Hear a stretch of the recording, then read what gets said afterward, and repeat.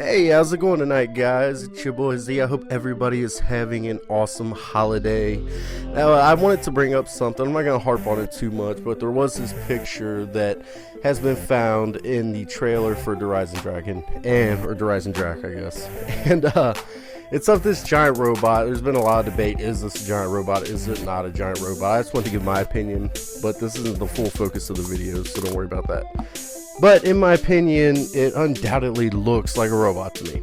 I would have to say, if I had to bet on it, if I was a betting man, yes, it is a giant robot. That's just my opinion. Take it with a grain of salt. I'm not basing this on any facts or any behind the scene things that I know. I don't have any information that you guys don't, so don't worry about that. But yes, I mean, to me, it looks like it's a giant robot from Origins, so just want to get my opinion out, and, throw it out there, and feel free to leave a comment down below and let me know what you guys think. But moving on, somebody had left me a comment, and man, I wanted to shout them out. Now I can't even remember what their profile name was, but they left me a comment that said that the origin characters were the premise characters, pretty much like guaranteed, like he knows this for a fact, and it's because he's basing it off because the characters that you see in the premise poster and on the walls and things, they look just like the origin characters.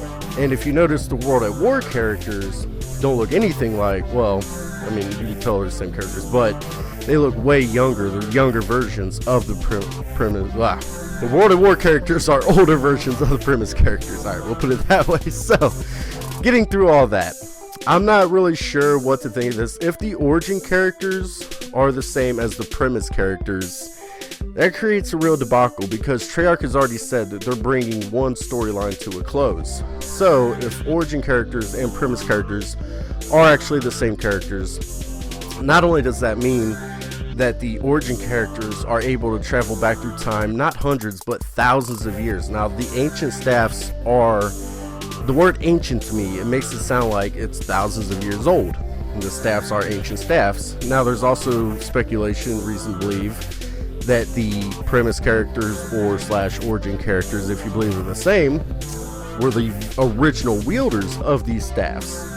So if they were the very first wielders of these ancient staffs, that means they're able to time travel thousands of years, which is freaking insane. But I'm open to it. Yeah, I mean, why not? If you can time travel, you can go far back or as far in the future as you want to. There's no reason why wouldn't you be able to. So, that's all good and well. But like I said, Treyarch said that this is the end of one storyline. So, if it's the end of the origin character storyline and the end of the premise character storyline, if they're the same characters, then that kind of just feels crappy to me because we're just now getting into the premise characters and origin characters, and we're just now learning about all that. We've only had 3 maps with the origin characters, and like everyone's beginning to love them, and they're all updated and they look really cool, and they're updated versions of their older selves with updated graphics and everything like that. So I don't know, it's just kind of like, why would you design these much younger characters if you're only going to use them for 3 maps? I don't see it happening. I don't know why Treyarch would go through such trouble to create all new characters just to use them for 3 maps. It doesn't make sense to me. So that leaves us with the other possibility. The other possibility being that it is going to be the end of the World at War storyline, which I think would be the way to go. We need to find out what is going on with our characters on the moon. We need closure for that. I would love to see how they're going to make that happen, and there's a lot of speculation this has to deal with Ascension and the rockets in Eisendrache and all that. So I believe that if all these speculations are true and it's somehow tied into Ascension, Moon, and Eisendrache are all tied together, then somehow we're going to get closure on our World at War characters. I do believe, based off of all of this crazy information, that we are getting the end of the World at War character storyline finally after all these years. We're going to learn what happens to our characters on the moon. Now, it has been years that has passed, so maybe they just died. I mean, there's no resources on the moon. How are they surviving? Maybe they just starved to death and died out.